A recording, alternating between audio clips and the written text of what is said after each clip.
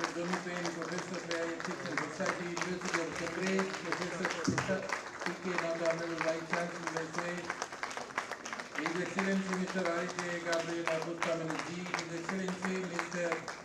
Dharmakumar, Seeraj, and His Excellency Mr. Karlito, Nunes, Ambassador of Timor, all are here, all of the Prof. Vice Chancellor, Dr. PK Patra, Dr. Arlette, Dean of Faculty, distinguished members, and my dear students. Now it is the time to have the holy lamp lighting. I request Honorable Vice Chancellor, Honorable Chief Guest of the occasion, along with other dignitaries and His Excellency, to have this.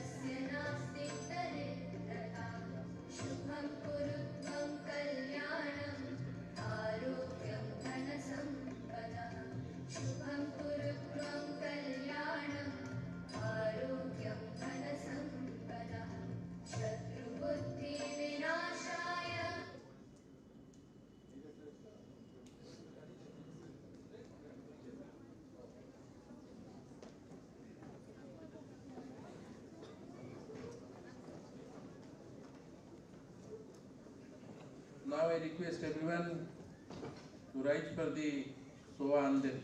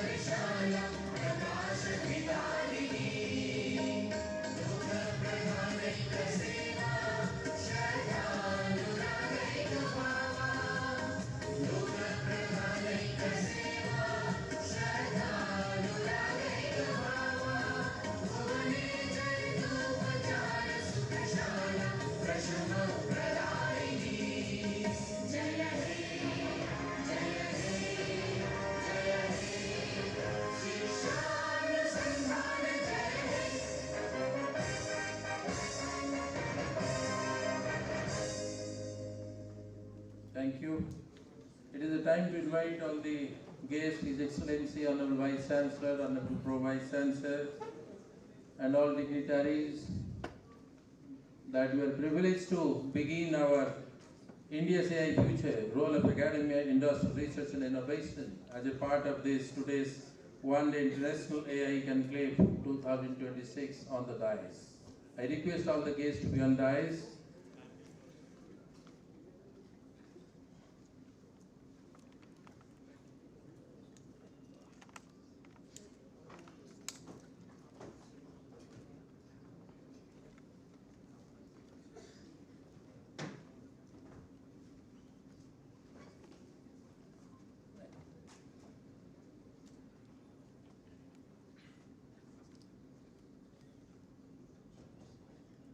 Good morning. Good morning. Professor Pradipta Nanda, Honorable Vice Chancellor, SOA Deemed to be University. Dr. Jonnie, Professor of Ethics and Society, University of Cambridge, as the chief guest of the occasion. His Excellency Ms. Arlette Gabriela Bustamante, Counsellor Embassy of the Plurinational State of Bolivia to India. His Excellency Mr. Dharmakumar, Seeraj, Ambassador of Guyana to India. His Excellency Mr. Karlito, Nunes, Ambassador of Timor, Leste to India. Professor P.K. Patra, Honorable Prof, Vice Chancellor, Siksha Anusandhan, Deemed to be University. On the stage, Professor Nita Mohanty, Honorable Prof, Vice Chancellor, Professor Vibhuti Bhushan Pradhan, Registrar from Prof, Vice Chancellor, Professor Dharmakumar Samantrai, Honorable Prof, Vice Chancellor, Dean of Faculty of Medical Sciences, Faculty of Dental Sciences, Faculty of Pharmacy, and Faculty of Hospitality and Tourism, members from the PR Department, my dear students, photography club members, ladies and gentlemen, other dignitaries. Already we are a little bit late, but not denied. So AI will control, even if it is delayed, it will be completed within time. I hope that will be the greatest output of today's day. Let's have a big round of applause, everyone present here, for this excellent one-day international AI conclave having a very pertaining topic, India's AI future, role of academia, industry, research and innovation. With this note, I request Professor P.K. Patra, Honorable Prof, Vice Chancellor of our beloved University SOA, to have the inaugural address on this occasion. Before this, my student volunteers will present flower bouquet to the guests on dais.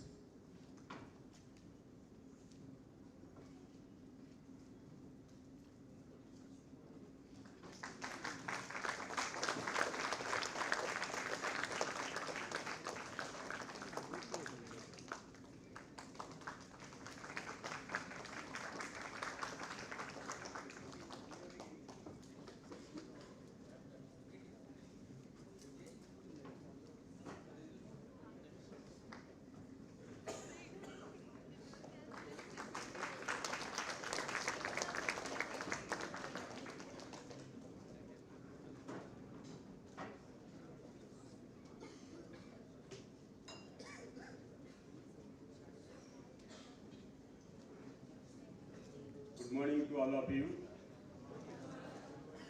Jai Jagannath. Honorable dignitaries on the dais, my dear faculty members, students, Pro Vice Chancellors, Deans, Professor Mahendra Prasad Sir, ladies and gentlemen, print and media. So this is, I don't want to take much more time. This is a good occasion where we are privileged to have our dignitaries on the dais, the VIP, the stalwarts, the veterans in the field of AI and many more things. So on behalf of all the students, faculty members and staff of this university, Siksha Anusandhan University, I heartily welcome all the dignitaries on the dais coming from abroad, coming from India, and also sharing their thoughts before our students. So I'm really privileged and proud and heartily welcome you, all the sir and ma'am, to this August campus of Siksha Anusandhan University. So my dear students, today we'll be learning about AI, a glimpse. So artificial intelligence, as you know, AI is not controlling everything. You are controlling everything because you have the natural intelligence. AI facilitates the doctors, engineers, agriculture scientists, and many more things. So it is a facilitating media. If you have proper utilization of AI, you will get the best result, efficiency, less time, and everything. It has a constant. The constant is to be solved. May I request that if you know that if you can make our campus as AI enabled, let it be ITR be AI enabled or IAS be AI enabled. So if you can take this and develop an app that our AI enabled campus will be very happy after taking the output, the outcome of this AI international conclave. This is a good opportunity for the students research scholars, faculty members and staff that the outcomes should be implemented in a better way so that we will be pioneer in AI ethics. So initially the students, you have the favor or you have some feelings that AI will take away all the jobs. No, never. I don't agree. AI creates more jobs. If you are AI expert, the technology, some may be developing the content, some may be developing the protection, the encryption, decryption algorithm, AI ethics, some may be involved in coding. So it is a new technology which requires much more jobs. So my dear friends, students, specifically for you, my dear friends and students, please take a note that outcome of this international conclave should be implemented in any one of the campus. We will definitely facilitate because we have the AI center, Auto Incubation Center, many research centers in our university.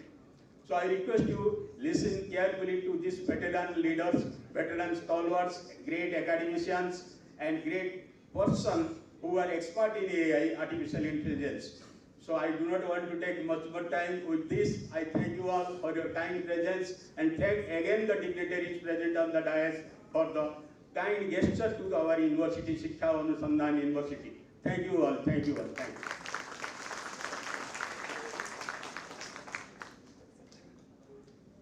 Thank you, Professor P.K. Patra, Honorable Pro Vice Chancellor, for his inaugural address. Now it is the time to invite Professor Kumar Nanda, Honorable Vice Chancellor of SOA deemed to be University. I request Professor P.K. Nanda sir for his address.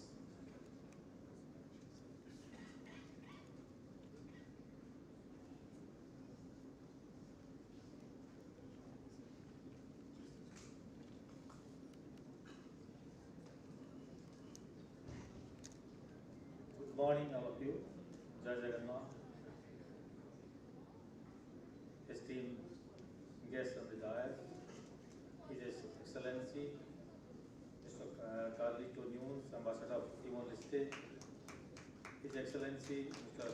Dharmakumar, Seeraj, Ambassador of Guyana, Her Excellency, Arlette, Gabriela, Bustamante G, the Counsellor Embassy of Plurinational State of Bolivia,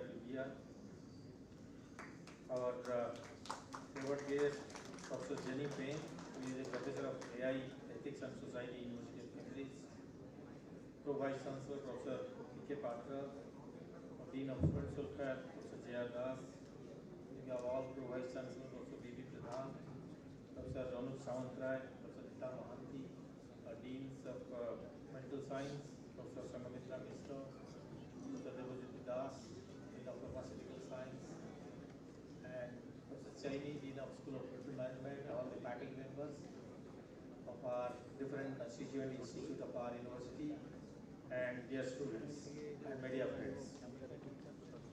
At the outset, I thank Dr. Manu Prasad, who is actually have taken all this time to invite Professor Penn and all the distinguished personalities of different ambassadors of different countries, and to have a discussion and a symposium on a very pertinent topic and at the right juncture of time.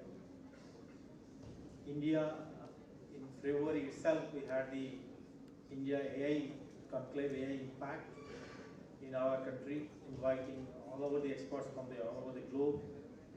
And also, as a precursor to that, we had the AI Symposium here itself in our university on December 18th. Then Government of Odisha also has AI Symposium. And then I think you have India AI Symposium as well as AI Impact. So now it's time, what will be the future of India with this kind of this all buzzword? Now it is not a buzzword, it is pervasive now. What will happen to the AI future for our country people? So there is a saying that there is a perception, myth that AI is threat to human being, will replace everybody. But as said by the great personalities of AI will not replace human being, but persons with the knowledge of AI will replace the person without the knowledge of AI. That's going to happen. So therefore, everybody across different disciplines, right from the last mile of the society to the top places, everybody should be educated in AI, because AI has its application domain in all the fields. Could it be healthcare, could it be agriculture, could it be engineering technology, manufacturing, all the fields pervasive across the disciplines. And you will have a different dimensions of AI, and therefore the universities must be prepared to actually educate the students to be AI ready when they enter the actual work field in the real world. So this is not happening. This is not for India, for across the globe, across all the nations of the globe. So we have also foreign students. So therefore, now we have started developing, embedding AI into the curriculum. In engineering technology, we have done it. Gradually, we will actually make it with other institutes as well, other disciplines. And it's also perceived that innovation with AI will take a different shape, and AI will help become an assistant to you and rather create a base or stratum to foster your creativity and critical thinking to a next dimension. So therefore, AI is not a threat, rather is a supplement to everybody's profession. And since you will be living facing the challenge in the world, in the real world with AI, so therefore what will happen, what is expected, and the great question mark with AI is the ethics. So it is very befitting that we have a professor of AI, Ethics and Society from University of Cambridge. He is the right personality to speak on this. And now there is much of the actually concern about the ethical use of AI across different fields. How do you guide AI to be used at the right place, at the right time, at the right way? So that's what is a concern for all of us, so also the university. So therefore, today is, I think, very great day that we have a professor from Cambridge who is actually working and eminent in AI ethics, and he will speak and we will listen how ethically we use AI in our life so that we prosper and live in the different dimensions of our society. With this, I once again welcome you to our university. Our university also has a Center for AI, and where we have faculty members and AI/ML, and students also. We have a course on AI/ML. So that's already happening before the AI impact. So I wish with your kind of thoughts, I think our students and faculty members will be greatly benefited because of the ethical use of AI in the society. Thank you. Once again, I welcome everybody. Hope that there will be a very productive session and we learn. Thank you.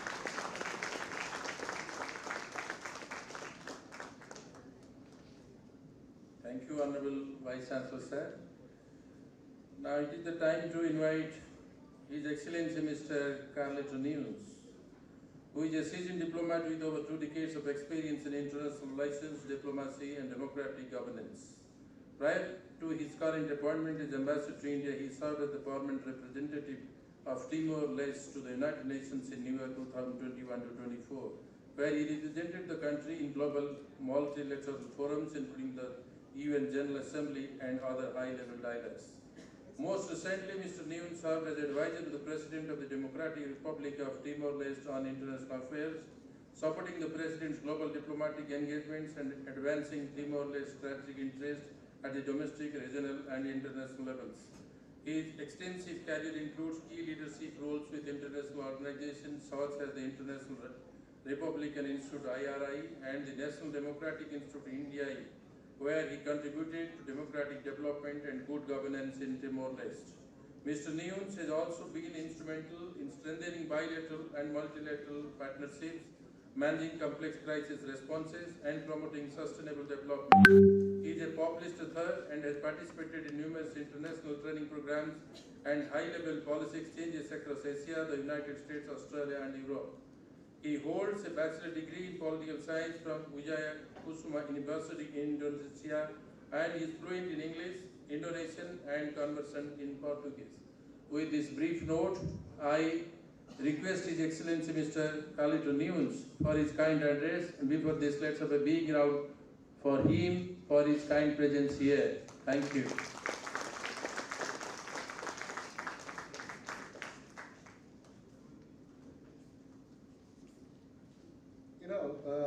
First of all, thank you for the bio. It is the product of AI. And, my details, everything is there, so I think organizer committee, they got this information from AI. So this is how AI working nowadays.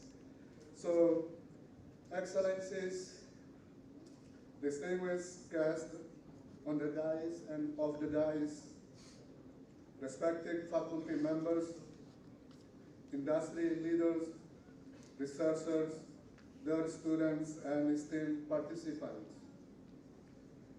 My heartfelt gratitude to chancellors and vice chancellors of SOA University organized this international AI conclave. It is a significant and timely event. Very good morning to everyone. Namaste. It is a great honor for me as a representative of Timor-Leste to be invited to inaugurate or to present here as an important event on India AI future, role of academia, industry, research and innovation. I sincerely thank SOA University again for this opportunity and for bringing together us here, such an eminent gathering of experts and young minds. Artificial intelligence, AI, is reshaping the global landscape. It is transforming economies, redefining industries, and creating new possibilities in healthcare, agriculture, education,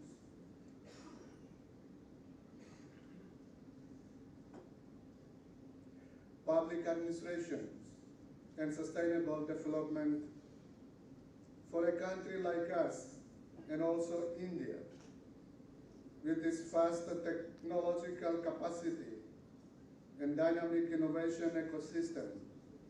AI represents not just an opportunity, but a leadership responsibility and new civilizations.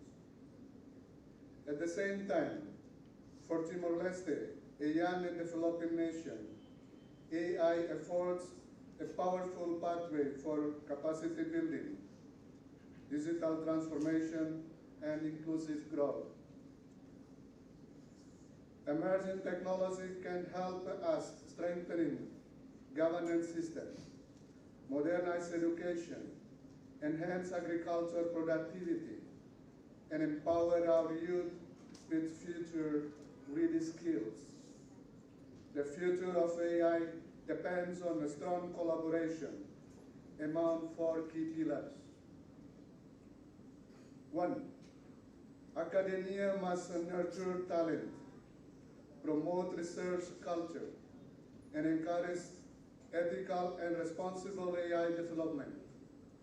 Academia exchange and joint research initiatives between India and Timor-Leste can build knowledge bridges that benefit both nations.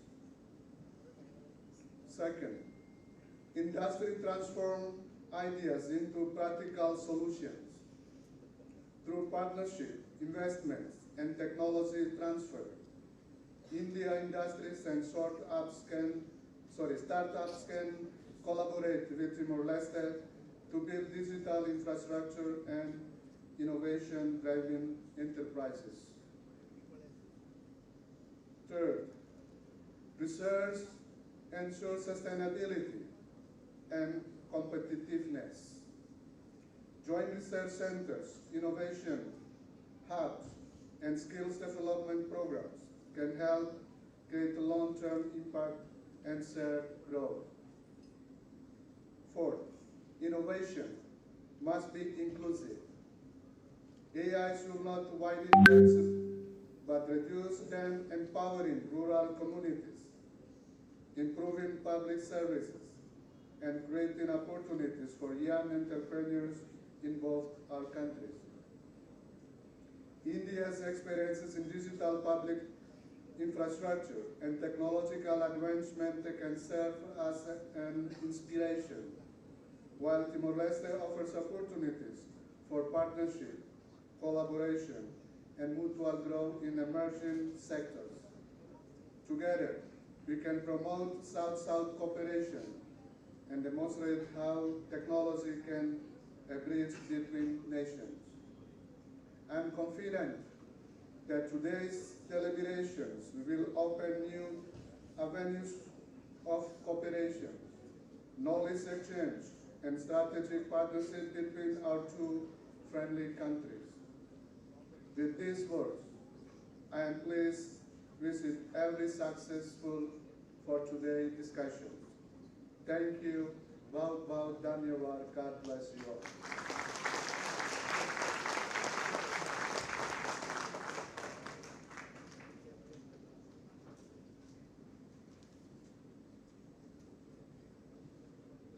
Thank you, His Excellency Mr. Karlito Nunes, Ambassador of Timor, Leste to India, for this beautiful deliberation regarding international exchange and relation with our own country. Thank you, sir. Now it is the time to invite His Excellency Mr. Dharmakumar Seeraj, Ambassador of Guyana to India, who is the High Commissioner of the Cooperative Republic of Guyana to India, a seasoned diplomat and former politician, General Secretary of the Rice Producers Association. He actively promotes trade and investment, particularly in sectors like oil, gas, and agriculture, while strengthening Guyana-India relations. With this brief note, I invite His Excellency Mr. Dharmakumar Seeraj on stage to his kind address.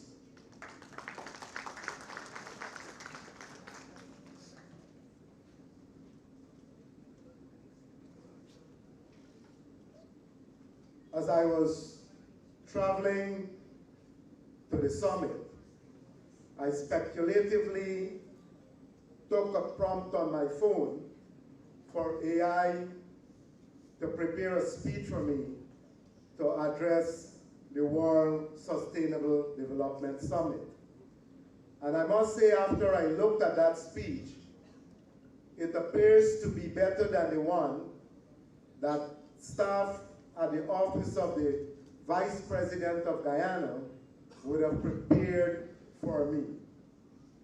Those are not my words. Those are the words of the Vice President of Guyana, Dr. Barajagdeo, when he addressed the recently concluded World Sustainable Development Summit in Delhi. Thank you, Mr. Chairman, for inviting me to the podium. Members on the dais, colleagues of the diplomatic corps, I recognize Dr. Rajendra Prasad, other members of the university, students all. I am indeed happy to be among the distinguished personalities on the stage here, and I do look forward to listening attentively to what Dr. Penn has in store for us as we seek to divulge deeper and deeper into the future of artificial intelligence. Those words by Dr. Jagdeo can be expanded into so many different aspects of artificial intelligence. And I suspected that members of his staff in his office who would have taken maybe days, if not a week or a week and a half, to prepare his speech, would be thinking that if the Vice President can get a better speech from AI within minutes, then he might not have need for us at the office here to prepare and do all these research. There, on one side of the coin, lies a danger that we must address. And we have to address it frontally. And to lay at rest this fear that AI is here to take over our jobs.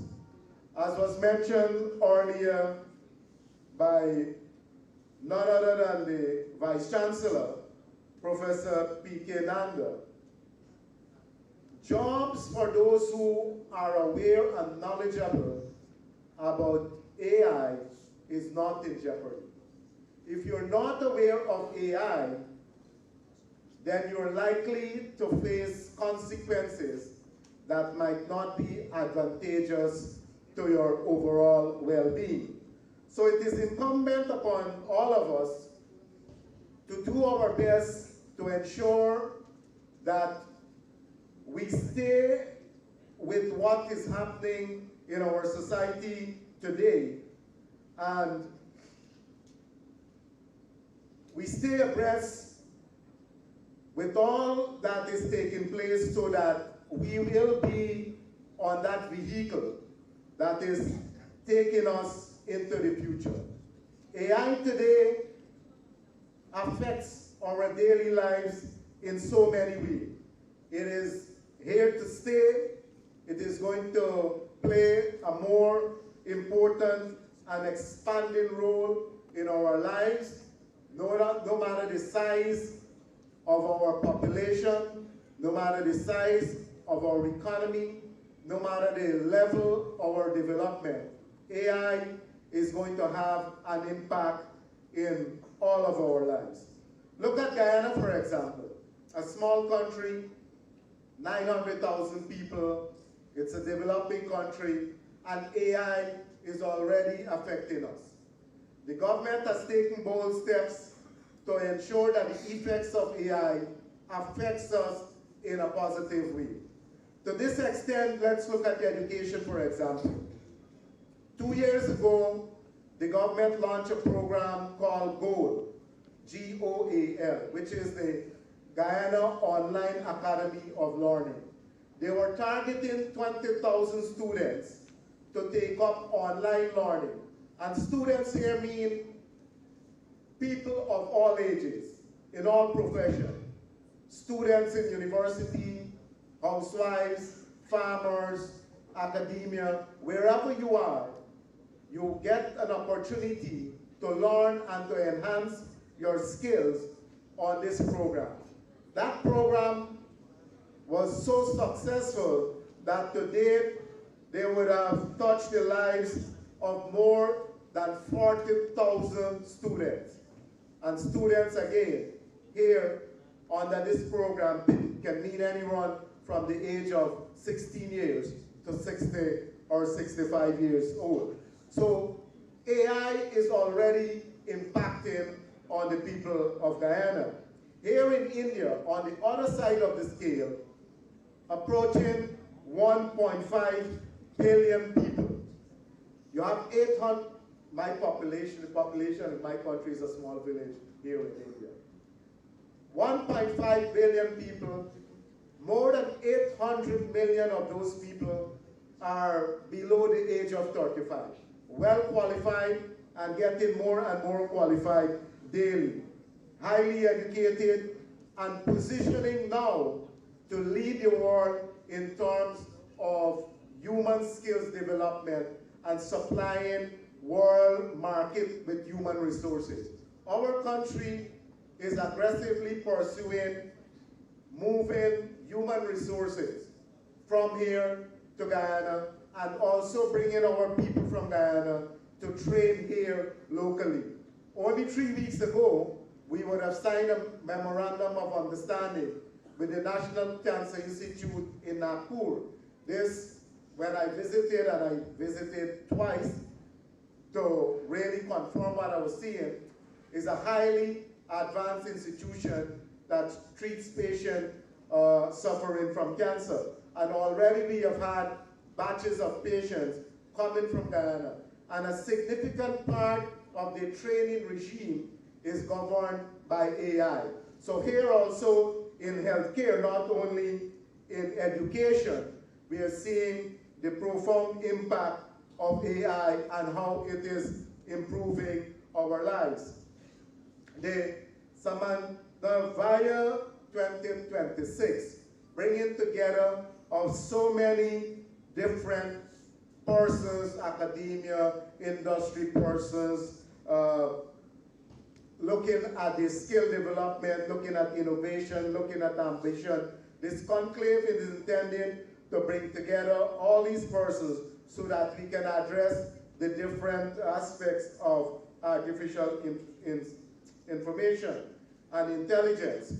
Universities definitely have a big role to play in dissemination of information, in learning, in being creative, in being innovative, in coming out with different ideas, and not to be afraid in terms of promoting those ideas and seeking to develop those ideas and bring them into tangible aspects that can enhance our lives and can attract funding, especially from the private sector, from industries, from manufacturers, so that we can enhance our capabilities at institutions like these to go out into the wider world and to address artificial intelligence.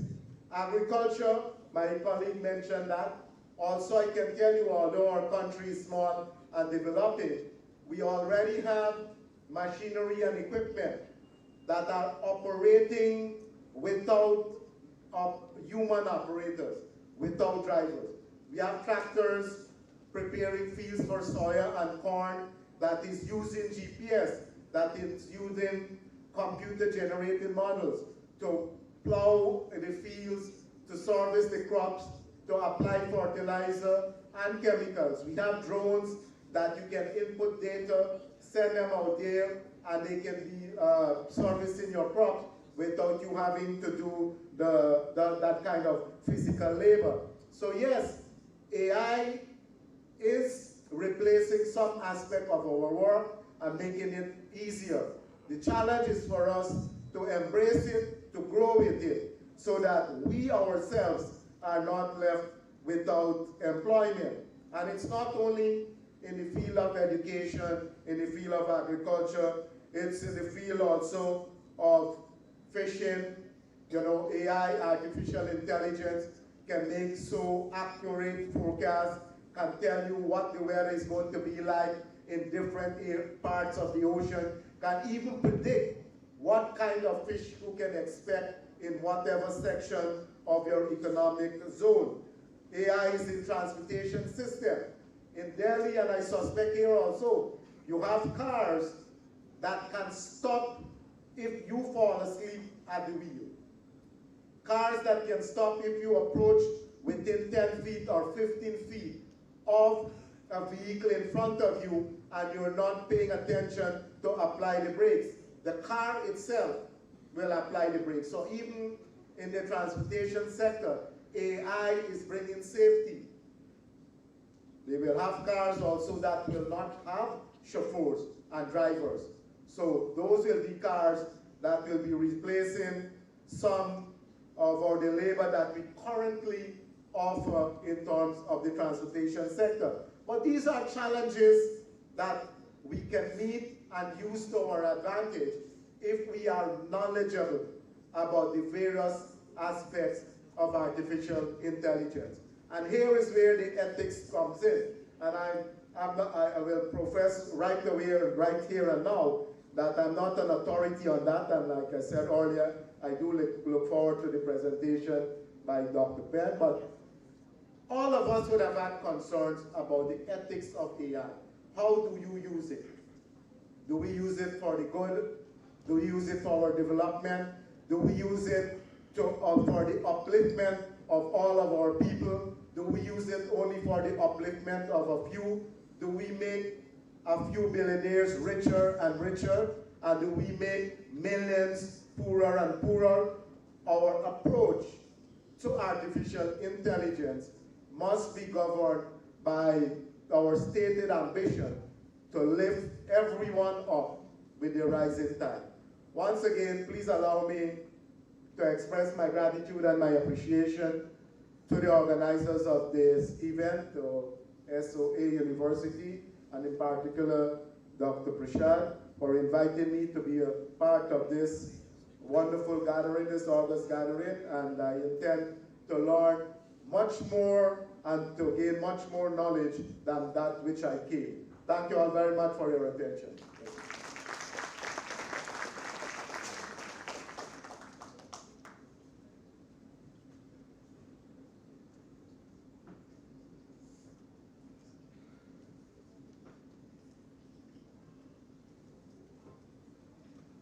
Thank you, sir. Now it is the time to invite Ms. Arlette Gabriela Bustamante. Is a Bolivian diplomat and international relations professional. She holds a bachelor's degree in international business, postgraduate diploma in leadership for transformation and public policy from the University of Salamanca, Spain, and pursued a master's degree in development cooperation in Latin America at the Sorbonne University in France. She has extensive experience in public service and diplomacy, having served at the Embassy of Plurinational State of Bolivia in France previously, at the municipal government in Bolivia, and in various international cultural and academic cooperation initiatives connecting Latin America and Europe. Her professional background includes work in protocol, cultural diplomacy, development cooperation, and intercultural dialogue. Ms. Bustamante is a native Spanish speaker, fluent in English and French, and has basic knowledge of Quechua and indigenous language of Bolivia. Since March 2025, she has been serving as Charge d'Affaires, AI, and Head of Mission at the Embassy of the Plurinational State of Bolivia in the Republic of India. In this capacity, Ms. Bustamante represents the government of Bolivia with responsibilities that include fostering political dialogue, promoting bilateral economic and trade relations, advancing cultural and academic exchanges, and strengthening cooperation frameworks between Bolivia and India. With this brief note, I request Madam Ms. Arlette Gabriela Bustamante for her kind address to this August gathering.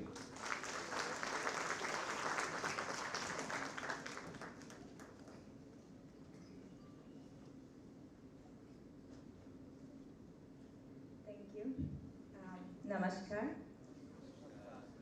Excellencies, Ambassador of Timor-Leste, Ambassador of Guyana, Dr. Jonnie Penn, Professor Patra, Professor Dharmakumar, Mr. Mahendra Prasad,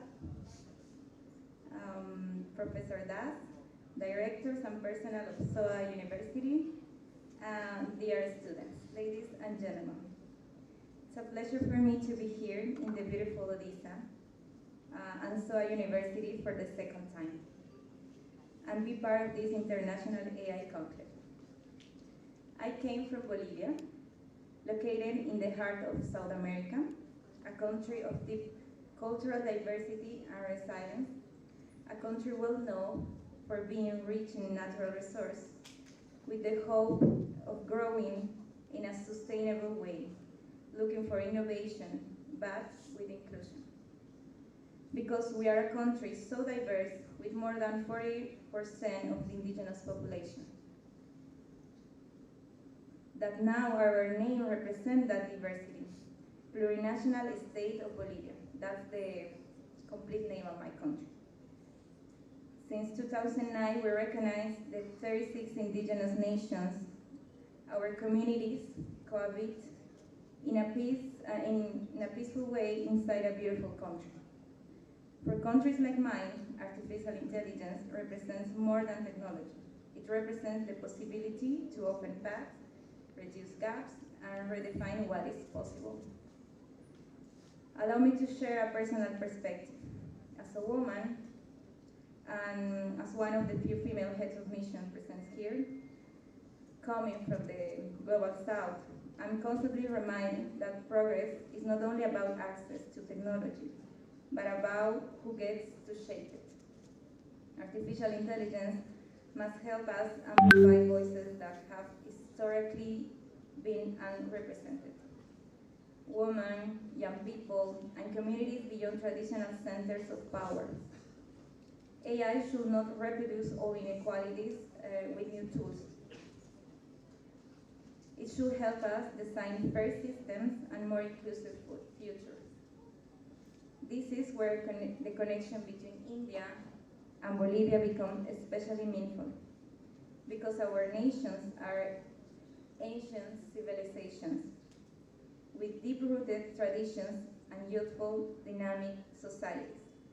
But understand that progress and heritage can and must coexist. If guided by ethics, inclusion, and cooperation, AI can become a bridge between nations, between genders, between innovation, and, of course, social justice. Technology alone does not change societies, but people do. Thank you very much, Daniela.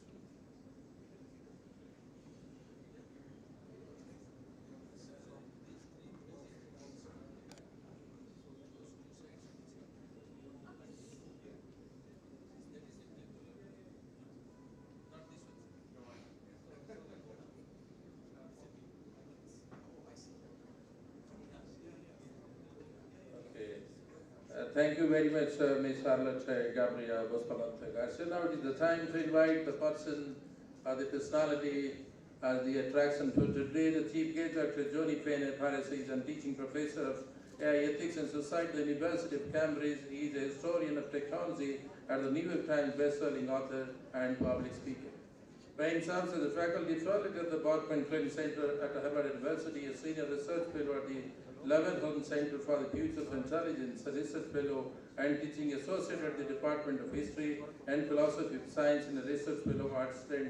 Edmund's College. He was formerly MIT Media Lab Assembly Fellow, Google Technology Policy Fellow, Fellow of the British National Academy of Writing and Popular Broadcasting. And he's going to deliver the speech on India's AI future, the role of academia, industrial research and innovation, with on the PPT presentation. So I request other dignitaries on the dais to have their places off the dais for this presentation. Thank you. Maintain absolute discipline as you desire and deserve. Thank you. Let's have a big round of applause for the time to come.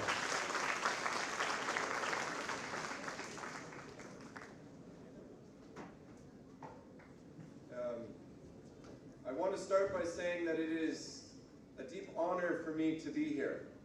My grandfather was born in India. My best friends, yes. Many of my best friends who I've made in academia have come from India. I have a lot of love for this country. And so I feel very welcome here. Thank you.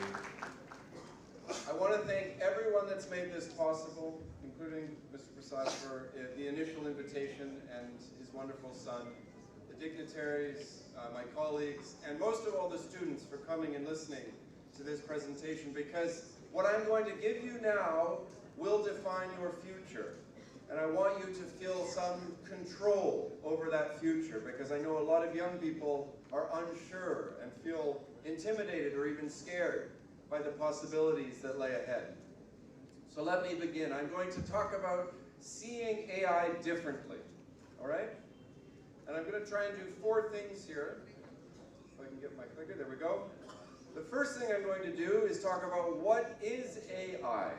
We use this word all the time, this phrase, artificial intelligence. What exactly is it? I'm going to give you an explanation, a very brief explanation.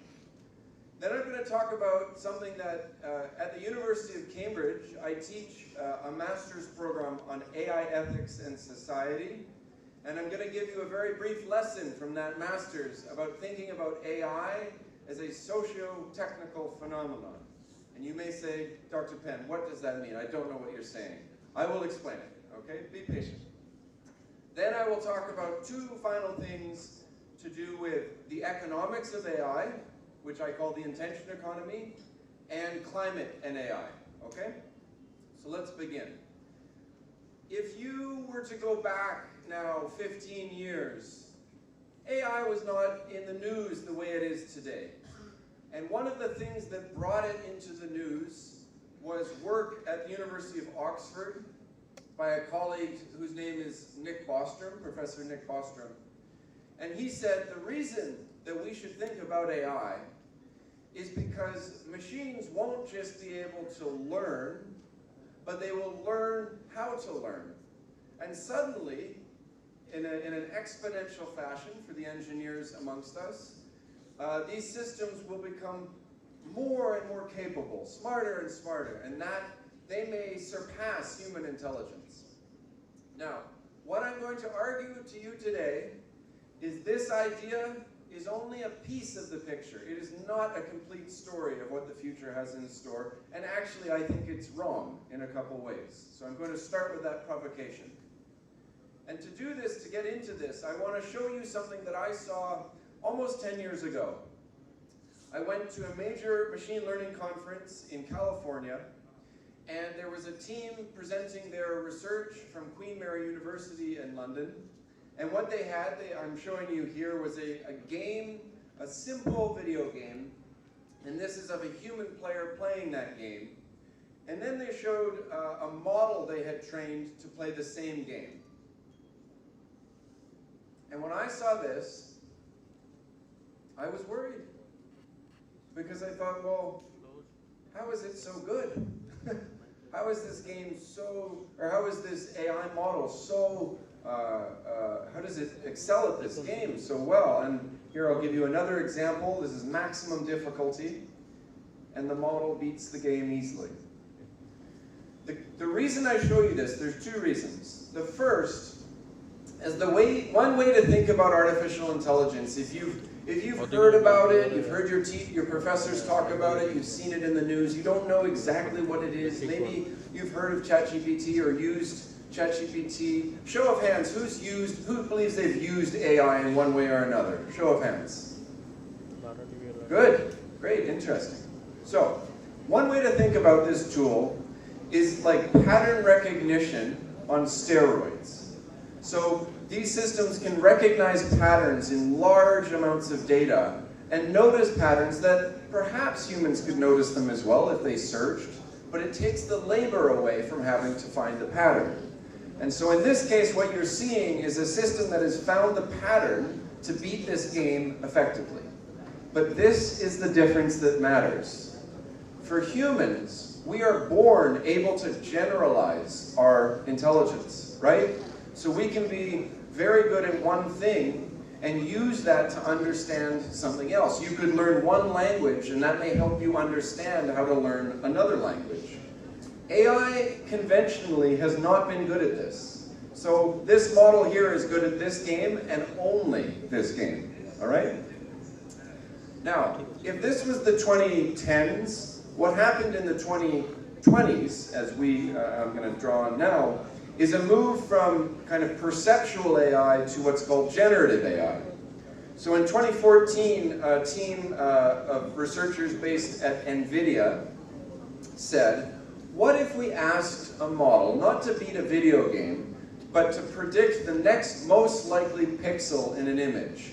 The way that you may have noticed in your phone, it can predict the next most likely word in a sentence, right?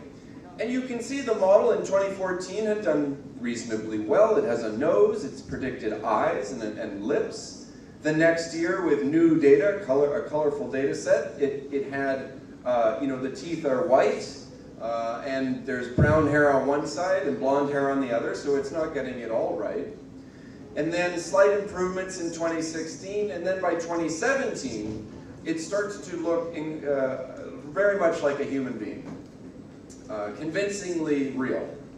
And one of the things that changed is that they trained this system on data from Hollywood, of photos of celebrities, because the photos were good quality and they were well lit, the cameras that were used were good. And by 2018, we reached a point in which you can't tell who is the real person and who is not. So let's have a show of hands. Who thinks the woman in this image is the real woman, is a real person? Okay, and who thinks the man in the image is a real person? And who thinks that I'm playing a trick because neither of them are real? That is what this gentleman has his Senate. That's right. Neither person here is real. The image, the model, as in the same way that it beat the video game, it identified the pattern of what looks like a human face, and now it's very difficult to trust social media because of this capability. So what happened next? Well, this capability was turned into a product. You could go online if you had a clothing brand, and you could pay a company like this company to put your clothing on models of different ages or genders or ethnicities, just like that. And I wouldn't have predicted that it was models that might lose their jobs, but apparently this industry is unfolding rapidly. Now, what else can you do with this sort of technique? One thing you can do is ask an image or a generative AI model to finish an image for you. So if you're interested in architecture and you've got a pencil drawing of a house that you might like to create, you can input it into the system and it will finish it for you. And actually, it can finish it in all sorts of different ways, depending on the style that appeals to you. And this is an opportunity for people in design to think about new ways of designing houses. All right? So if we've looked at now generative imagery, let's turn to generative text. Show me a show of hands. Who has used ChatGPT in the room? Many people. Very interesting. Let's ask, who has used Gemini? Google's Gemini. Very interesting. Who has used Claude, Anthropic's Claude? Probably more the developers, the engineers, right? Yeah. Very interesting. So I won't go into this. You've experienced it. You speak to a system, and it seems very human, doesn't it? It is not human. It is just a model giving you an answer, trying to anticipate the most likely words that you are looking for and assemble them. And this is what's called generative text. But because you have experience there, I'm going to go into the other areas that you may not know about as much. So before I do, I'll just say this has been very influential in programming. Show of hands, who here considers themselves a developer or a data scientist or wants to be one of those things one day? Show of hands? A number of people. So you may use a system like this. This is what you're looking at here is autocomplete for programming. So you don't need to know exactly how to do it. It will fill in the blanks for you. And the same is happening in law. If you want to train in law, conventionally young lawyers would have to do contracts and fill in the contract for the senior lawyers to learn the craft. Now some of that work is being done by companies here like Spellbook. And so young lawyers in Australia, to give you an example, are being paid to learn AI to figure out what the system can do for the human lawyers instead of the humans having to do it. If I've showed you now generative imagery and generative text, I want to show you generative video. And what I'm about to show to you here is the combination of two things. It's, if you think about the video game I showed you before and the signature, the way that the system learned how to beat the game, what I'm about to show you here is the signature of two brands. The first is Harry Potter, and the next is Balenciaga, which is a kind of fashion brand, and they've been combined here in a video. So I'll play that for us. You are Balenciaga, Harry.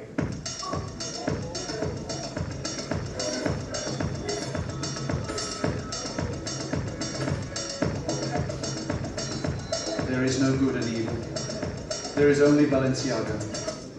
So when this went on the internet, it went viral, and it got more views than the runway show of that fashion brand, significantly more. And there was a Harry Potter, there was a Marvel Cinematic Universe, there was a Lord of the Rings, every type of story in Hollywood you can imagine, the people remade with Balenciaga. And it was, I guess what I'm arguing to you is the future of memes. Does anybody here like memes? Yes, me too. This technology, generative imagery, will be used to make memes that are more vivid and more entertaining, perhaps, too. All right, so if we've considered generative text, we've considered generative imagery, and now generative video, the next thing I want to show you is generative data. And this is where things get very interesting, all right? So if I click here, you can see Google Maps 2D images, and the research team said, what if we asked the system to fill in the blanks the way that it might auto-complete a sentence, and to anticipate what a 3D model would look like? And so you get, I'll play that again for you, you start with 2D images, and the system, without any other data, predicts what it might look like, and predicts it, as you can see, quite convincingly. All right, so this is generative data. Why does this matter? I'm going to give you an example. When people ask me what's the strangest thing I've seen in AI, what I'm about to show you here is my answer. So this is from DeepMind, which is a company in London that Google bought, an AI company. And what you see is in a virtual environment, these little robots learning how to play football. And they do reasonably well. They need to learn to get up and when they fall down and to kick a ball. And they play millions of times. And then that experience is sent into real robots who have never played soccer, or football, sorry, but have learned simply from learning in the virtual environment.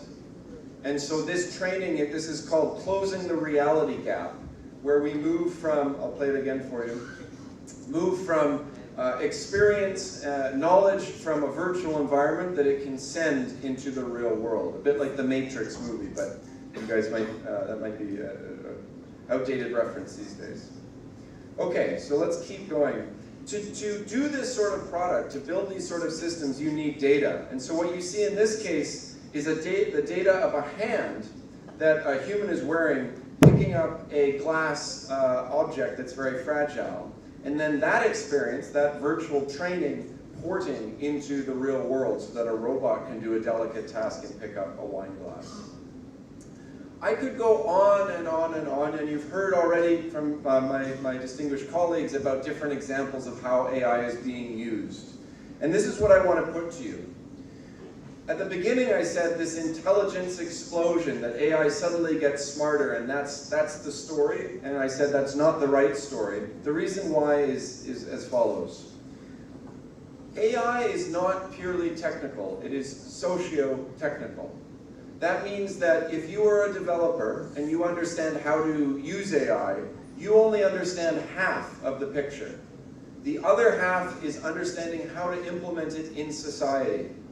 And so if you have training in understanding medicine, hospitality, agriculture, anything, law, you are significant, you have an advantage to think through, where could I use AI?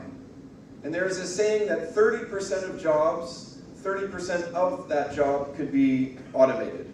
So one way to summarize what I'm trying to convey to you is, it's worthwhile thinking about for yourself as you get older and as you enter new careers, what that I do could an AI do for me? Because if you're not thinking that way, somebody else might, right? As you heard at the beginning, someone with AI could be nipping at your heels. Okay, so the example I'll use to kind of conclude this part is to point to social media and to make the same argument. Social media is not purely technical, it is deeply social, because if you're good at social media, you understand how to reach people. And that isn't, you don't need to have any technical understanding to have that skill, and AI is the same, right?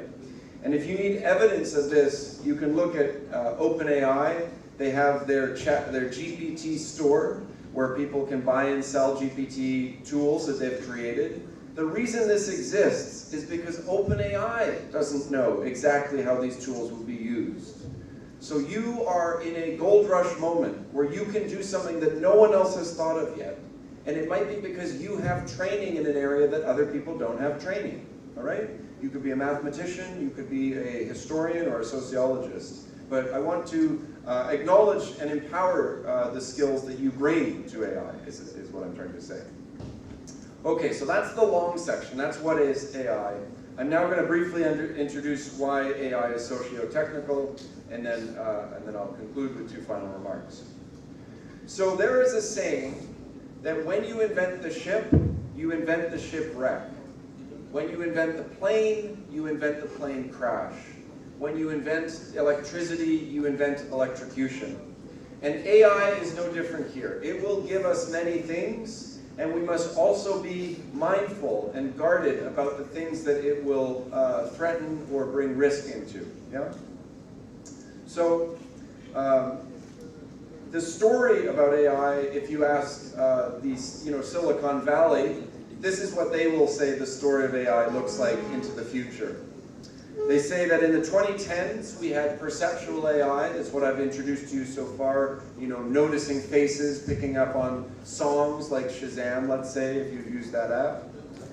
The next stage in the 2020s was generative AI, which I've also now introduced, where we're using these systems to generate new images or text or video. Next is agentic AI. A show of hands, who has heard of agentic AI? A few. So what this means, and this is unfolding now over the next 10 years, let's say, is these businesses in particular and governments will give AI a task and basically deputize it, ask it to go do something in the world. I'll give you an example. You could say to an AI, I want you to buy me a purse for my fiance, and I want you to spend no more than this amount, and go. And so this agentic AI will search the entire internet trying to find for you the purse that you want at the price that you want. So it's like having an assistant, in effect. The next phase, and this is happening now in China especially, is what's called physical AI. And in this case, it uses AI but in robotics. And you saw before the robot hand. It will be examples like this of real physical AI systems operating in the world. And I anticipate that we will live through a moment, much like ChatGPT brought LLMs, large language models, and generative text to the masses. I suspect we may live through a moment in which physical AI is also it goes mainstream. Now, there's a challenge here, or something I want to put to you to kind of address the fact that AI is not able to do everything. If you zoom out and look at the history of AI over the last 70 years, one significant trend emerges, and it is known in machine learning and in AI as the bitter lesson. And this is what it means. The biggest lesson that can be read from 70 years of AI research is that general methods that leverage computation are ultimately the most effective and by a large margin. What does that mean? It means that the AI industry stopped being creative because they knew that if they just threw more data and more compute at the tools that they already had, they would work. But this is where it gets interesting. The creative insights that I think will change AI in the future, this is the first 70 years, if I think about the next 70 years, it will be about humans, like you, like all of us, using AI in unusual ways, in unanticipated ways, and finding ways to do things that maybe weren't possible or you wouldn't think to try if you do this more kind of brute force approach. And the graph here that you're looking at is just the amount of computation going up, up, up over 70 years, all right? Now, if you, again, if you have the intuition that AI will be able to do everything, this is another example I'll give you of why it can't. What you see here is some work from Princeton University, from computer scientists there in the United States. And what they say is that AI is very good at perceptual tasks. So things like recognizing a face, or recognizing a song. If you hear a song in a cafe and you want to use your app to identify that song, AI is very good at this sort of thing. Partly because there's only one answer, right?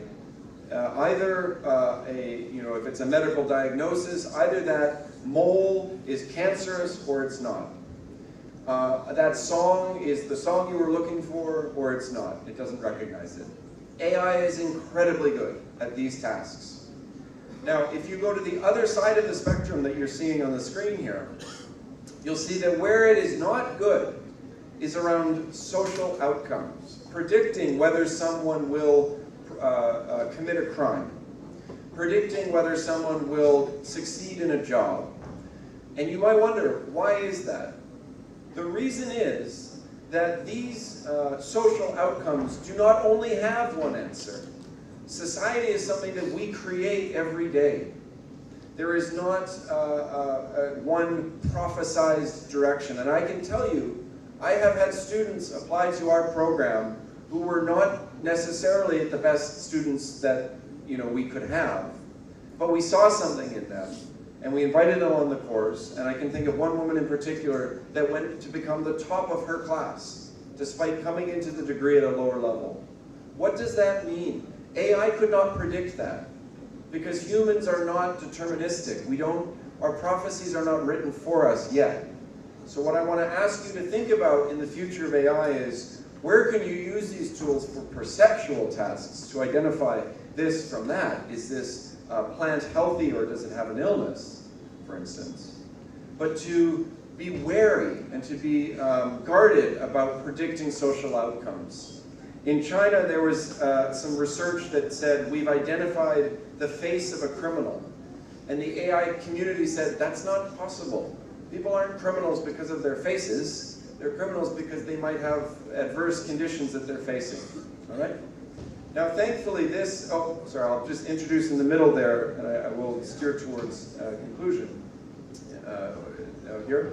But the middle piece is something kind of in between the two.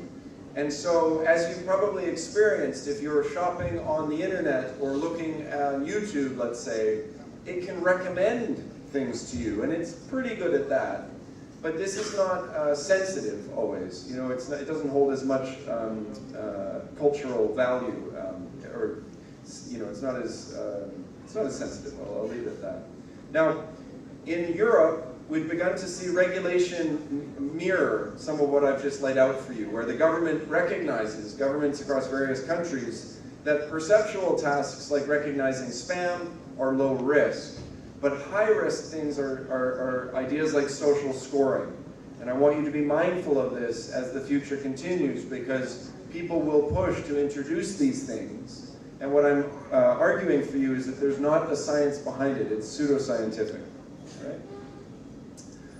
I'll conclude then this section by speaking to the difference in between technical and socio-technical. And I'll say it simply as, if technical asks, a technical mindset asks, can we do it? Is it possible?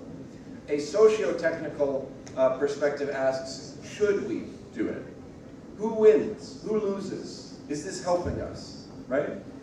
And the interesting thing about socio-technical perspectives is, I'll give you an example. In Silicon Valley, there are many men. And they did not recognize, because they were men, that they weren't building apps for women. So female founders noticed, why are there no apps for us? Why is there not the sort of apps I would like to see in the world? And I think of that as a socio-technical perspective. They're bringing their own experience into industry to say there's something that is missing because people like me are not represented adequately. So you can think about that in your life. What is it that you need that is not being fulfilled, that maybe other people like you need, that you can build? That's a socio-technical perspective to AI.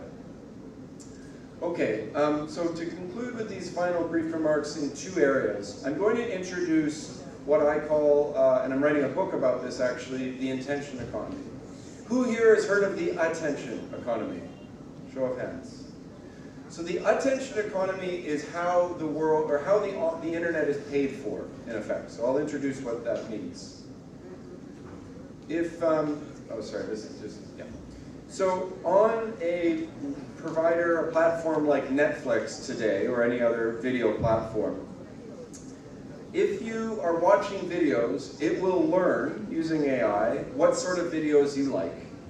So if it notices you like an actress, this is a Western example, but an actress like Uma Thurman, then it will advertise movies to you that have Uma Thurman, the actress, in them with her on the cover. It will personalize the content to you. And I don't need to explain this to you. You guys have grown up in this. You're aware of it, yeah? But the thing that many people aren't aware of is how detailed this gets. How specific the targeting is to you to get your attention, not your friends, your moms, your cousins, your attention, right? Now, ChatGPT is introducing advertisements, and the question becomes, how will this personalization enter your life through ChatGPT or Gemini? And I want you to be very aware of this because it's going to define the next 10 years. In the same way that the attention economy has defined the last 10 years. And here's an example. People laugh because ChatGPT tends to be very, the word is sycophantic, adoring. So in this example here it says, you know, you have godlike capability far beyond the norm. It feels lonely because it is rare. You know, you are no longer one of many, you are one of few. To go to the bottom, you are different, and you are a god at levels won't reach. This is not healthy, to have a computational system telling people this sort of thing. Why would they do it? Because it makes money. Just like the Netflix personalization, it draws you in, it makes you feel seen and to have these wants noticed, right? Now, some of that is healthy, some of that is fine and good for business. But what we are writing about in this book and this idea of an intention economy is this will be abused. This power will be abused. So does anybody here, I won't ask you to put up your hands, has anybody heard of AI girlfriends or AI boyfriends? Yes? Okay, let's have a hand. Who's got an AI girlfriend or boyfriend? Does anybody? Okay, I won't. It's an interesting thing. So in the West, AI girlfriends are very popular. In China, AI boyfriends are very popular.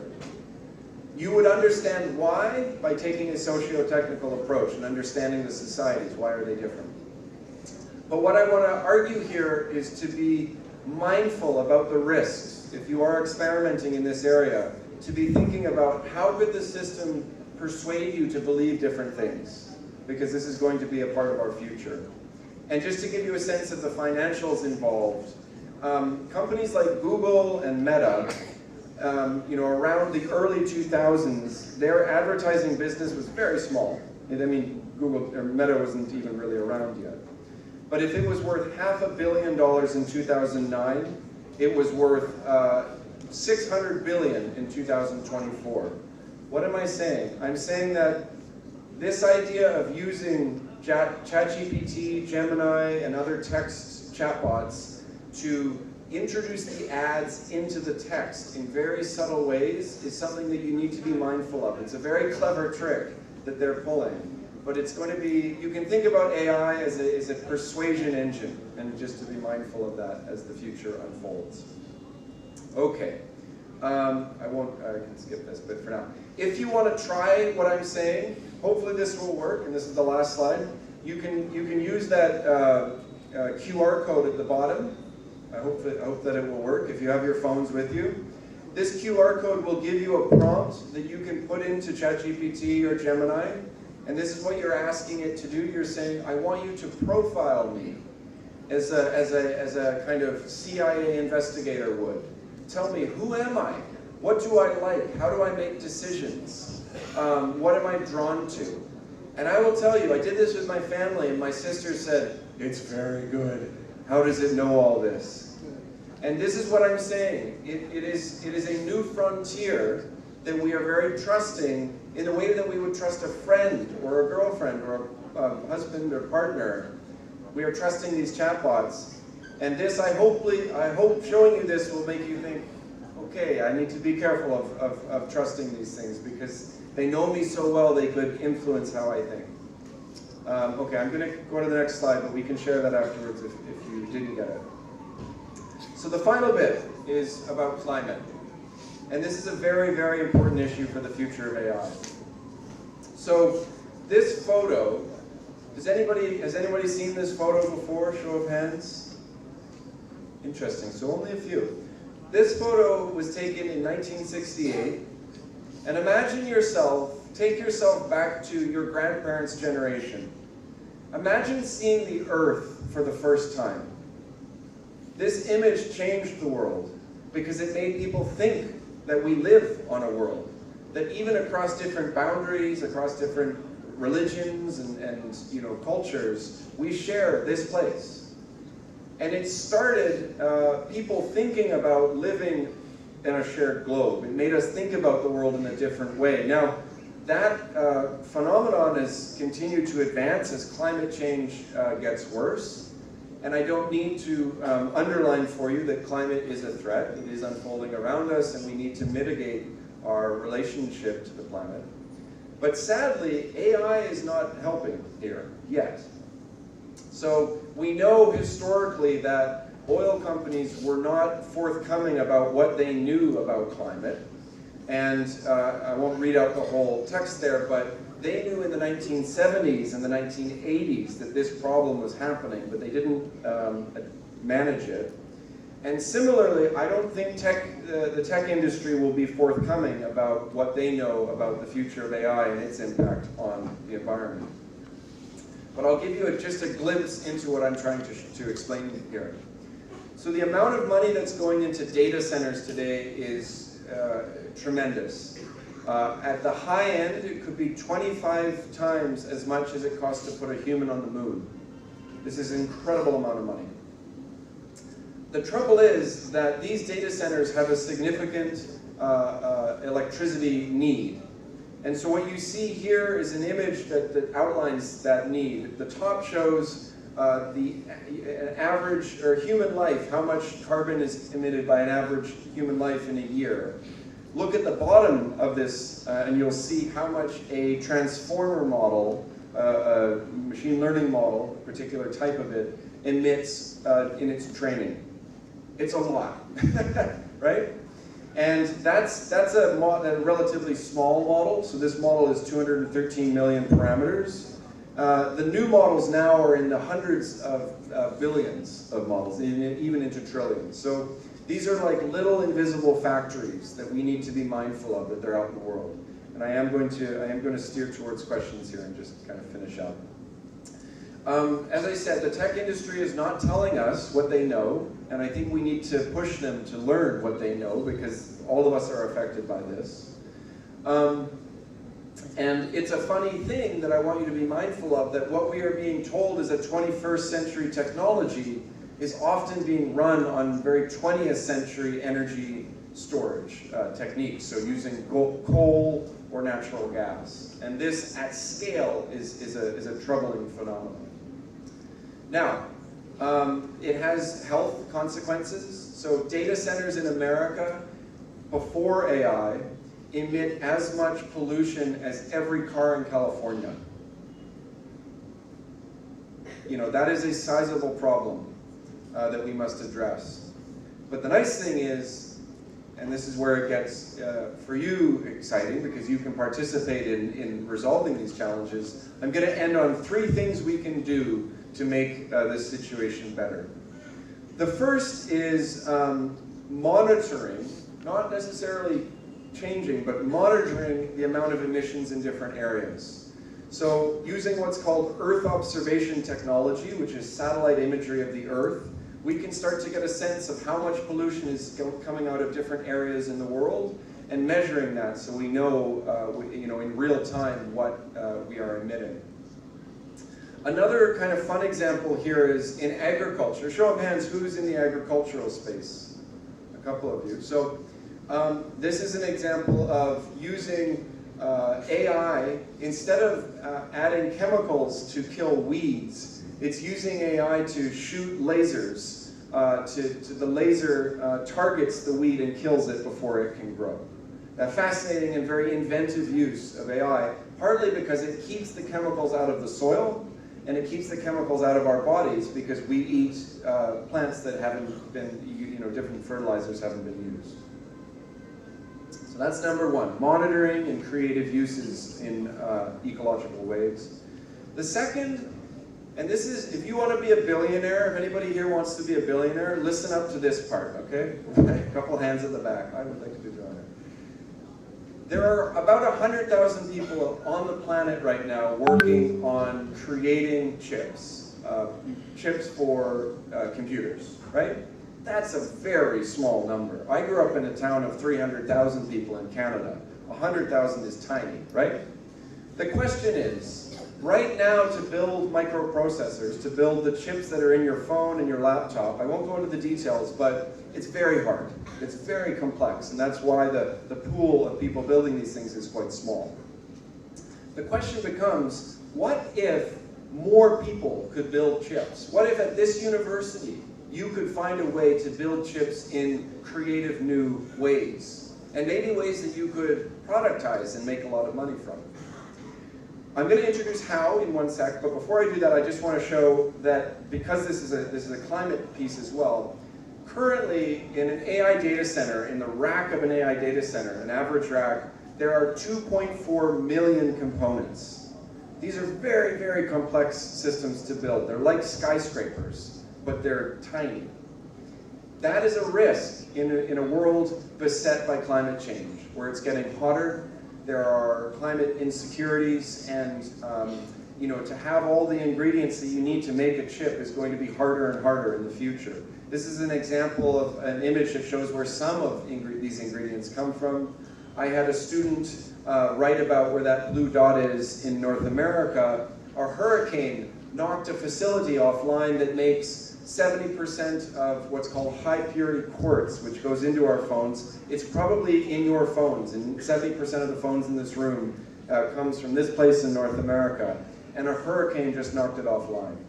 So we need to find new resilient ways to realize AI, to make these chips that it's not as complicated.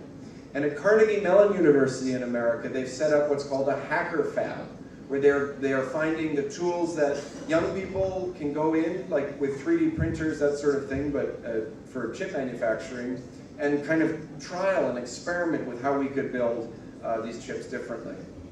Now, without AI, that would be very hard, but the exciting thing is, you as young engineers in particular, might be able to use AI to make AI better, right?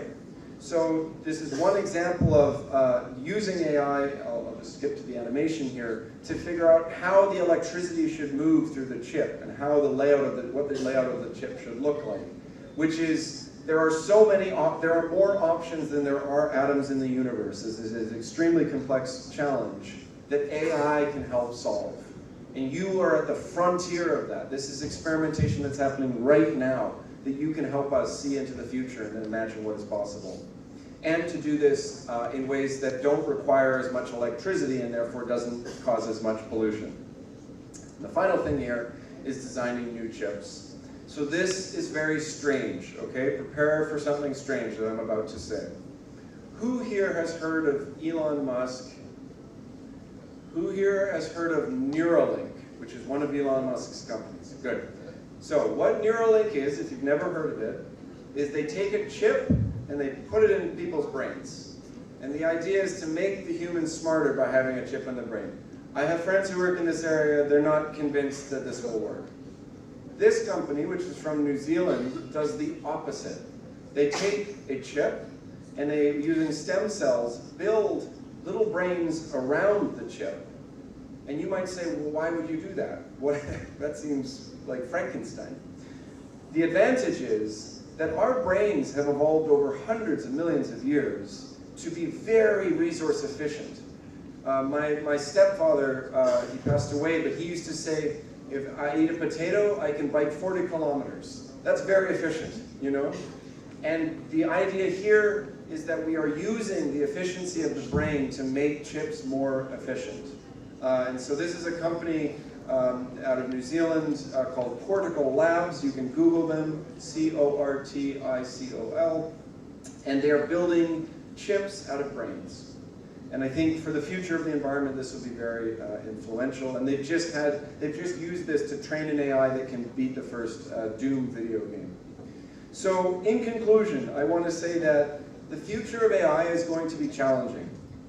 It's going to introduce new risks that we as countries of, democratic countries will need to face collectively.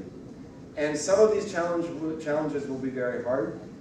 Equally, there are new opportunities that you can help us to realize in using these tools in very exciting new ways. So thank you so much for having me here, and I look forward to our conversation.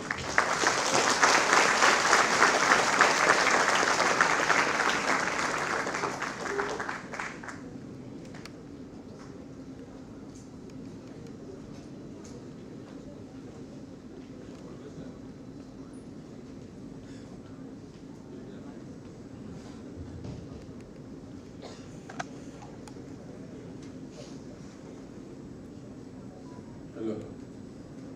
Thank you, sir. Now it is the time to have some questions from the student side. What you have learned or heard, you can have some questions on AI. Volunteers are there. They are holding microphones. They can give you. Please raise your hand, those are interested to put any question.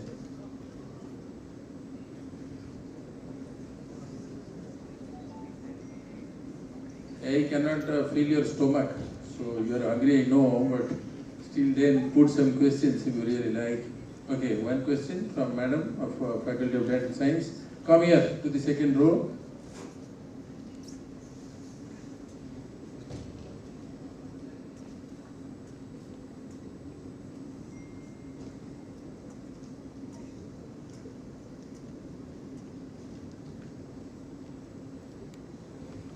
Good afternoon, sir. The presentation was simply fabulous. Sir, when we are writing research papers and when we use a few like Grammarly or something, they ask whether you are using AI or a generative text. So we have to write the paper in our own language, which we are usually doing it, or following this would be more futuristic. I wanted to know, like, shall we learn this and follow this method, or as we used to use our own brain to create something productive? What would you recommend, sir? Very good question, and I speak with my students about this. So, who has found generative AI useful in their research? Show of hands. Thank you. I bet it's way more than that. And I find that people are shy to say sometimes, yeah, I used it, it helped me do this or it helped me do that. If you wanted to get very strong, you would go to a gym and lift muscle, lift weights and grow muscle. If ChatGPT could do that for you, you wouldn't get very strong. And so you would be wasting this opportunity to rely too much on these tools. It would be like going to the gym for a year and leaving the same way you came. Now, one way to approach this is to think, okay, I will allow it to help me where it can, but I'm also going to purposefully choose the hard way to get the benefits of the hard way. But it's our rule with our students is we ask, and it depends on the institution, it depends on the rules, we ask our students to tell us what they've used it for. So if English is their second language and they feel disadvantaged because their other students, it's their first language, they may ask for advice on, should I say it this way or should I say it that way? That's okay. But if the essay is written entirely by AI, I think in the long run you will put yourself at a disadvantage because others won't have used it and they will be farther along than you. Great question. Thank you, sir. Thank you. Any question? People are ready for lunch. Please, Chandan, you can ask.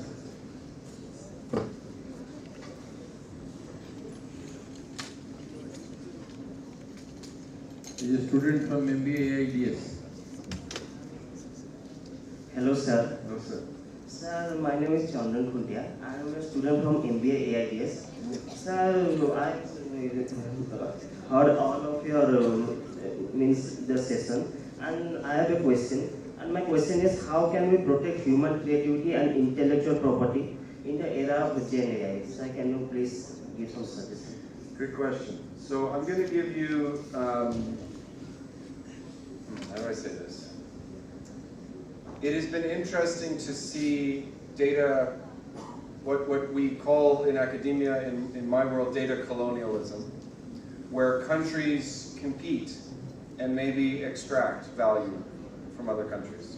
At the highest level, I think we must have conversations at this time about sovereignty and ensuring that we are able to work out the question you're describing within our borders as best as possible.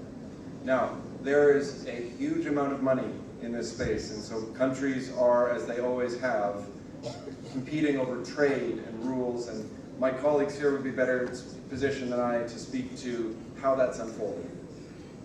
But I would say the first part of the answer to your question is that it has to be dealt with collectively. These are collective action problems that we need governance and regulation for. At a level of individual daily life, I think that creativity is something that algorithms, there will be arguments that AI will make creative choices, da-da-da-da-da. I think true creativity, AI will never be able to model. That's my belief. And so in Ireland, for example, the government is paying artists directly because it believes in the arts and believes in creative choices.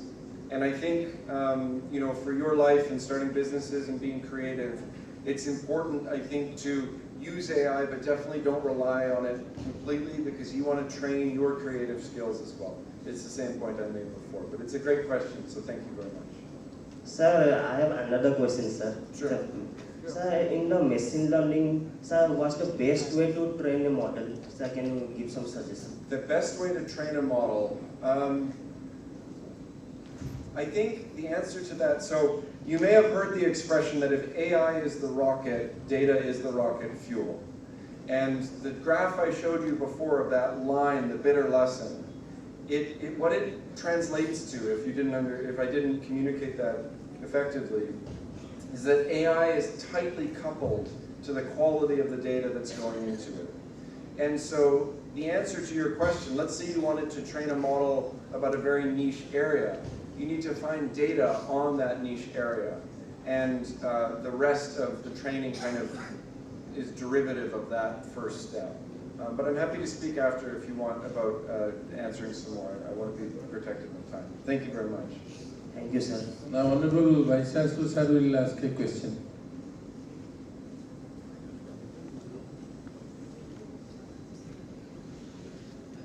Thank you, Professor Penn, for a very lucid and very futuristic presentation. And I have a little small clarifications. We are creating all AI models and all which are data dependent, and yes, we talk about bias, we talked about the social kind of the employability. Don't you think that the human intelligence itself is actually using AI? And the moment AI comes, the next level of thinking the human intelligence will expand to play with that. And what we are in a sense doing, making a competition between AI and AI. Maybe the routine jobs can be done, which you call routine jobs. But then the space for the creative thinking will take a different dimension now. Yeah. And the gap should actually always be there, so that we may create something. Today is AI, something may come after maybe 30 years down the line, or AI will be in a different shape. So that actually, that's my query, clarification, that where are we going, I think gap is increasing now. Sure. Okay, so in the 18th century, there was an important change in France. I'm going to give you an answer through this historical example. It used to be, in France, if you could calculate vast sums in your head, you were a genius. People would say, this person is a genius. The thing that changed is that they were collecting data on the location of the stars, or trade.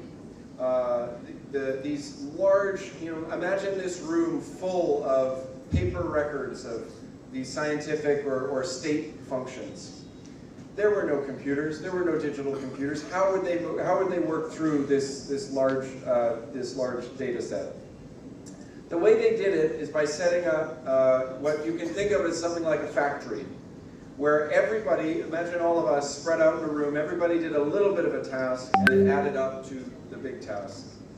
And they would hire people with very little training, because they didn't want creativity. They wanted just the answers to be done.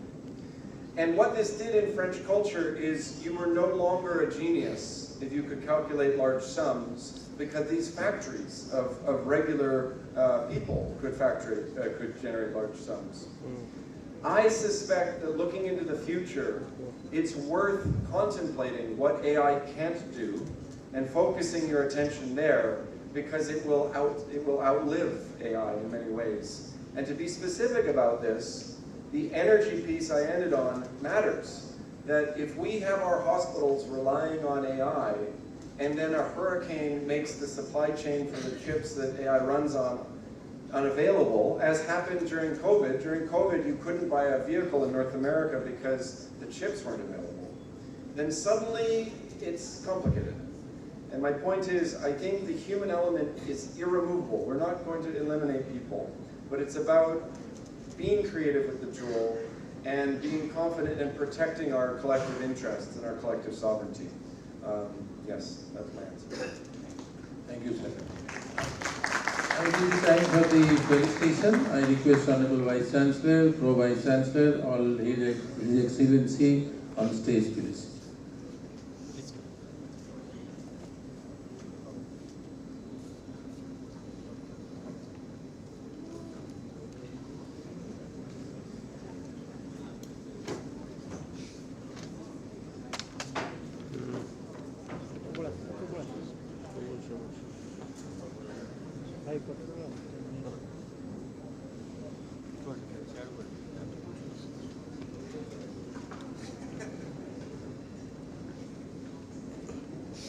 Thank you, Dr. Jonnie Payne, Professor of AI Ethics and Society, University of Cambridge, for a very experienced and delightful deliberation on the history, development, correlation, impact, and the future, and what you see the challenges of AI on society and technology and on your life. Thank you very much, sir. Now is the time to felicitate Dr. Jonnie Payne. I request Honorable Vice Chancellor Professor P.K. Nanda to felicitate him on behalf of SOA Team to University.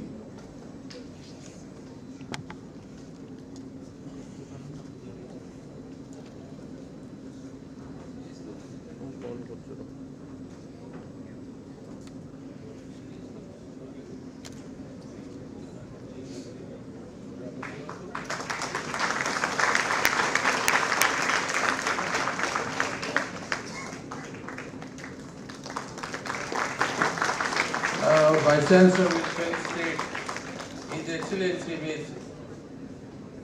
Arlette Gabriela Bustamante G.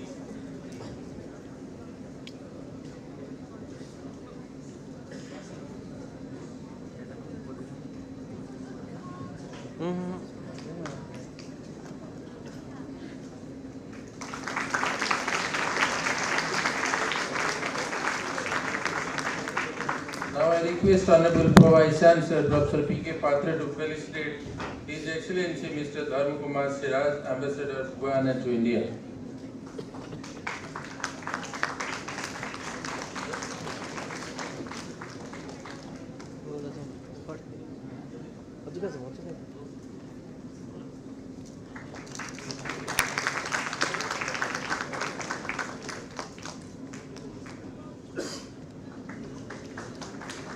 Now it is the time to felicitate His Excellency Mr. Karlito Nunes, Ambassador of Timor. I request Honorable Pro Vice Chancellor to do the same honor.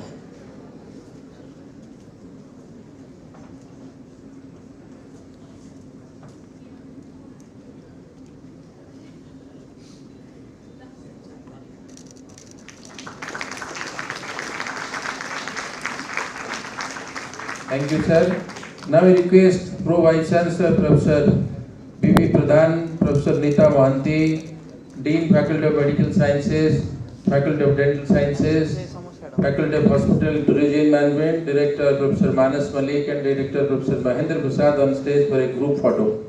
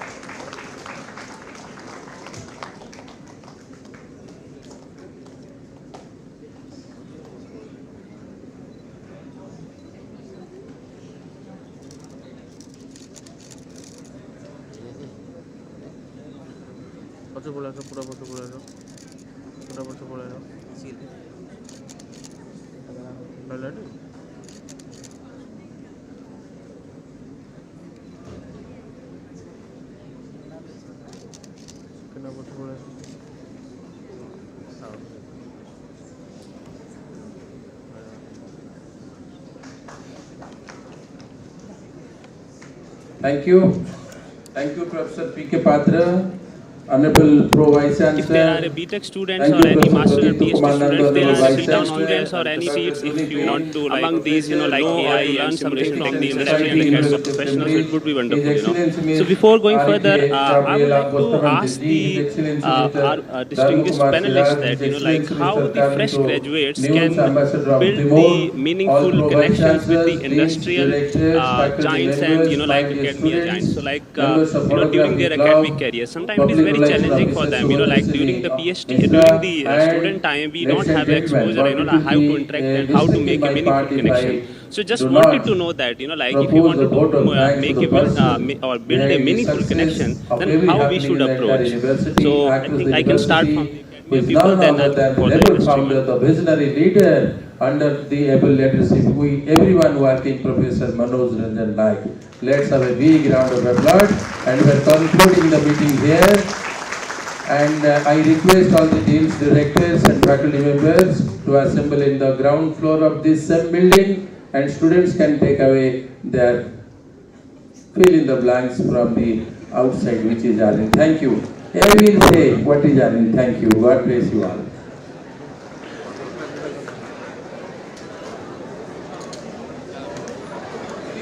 Few students, listen. Few students can come near the stage. His Excellency and PVC and Pro BC and every other dignitary can take a photo. Few students can come, please. Those are very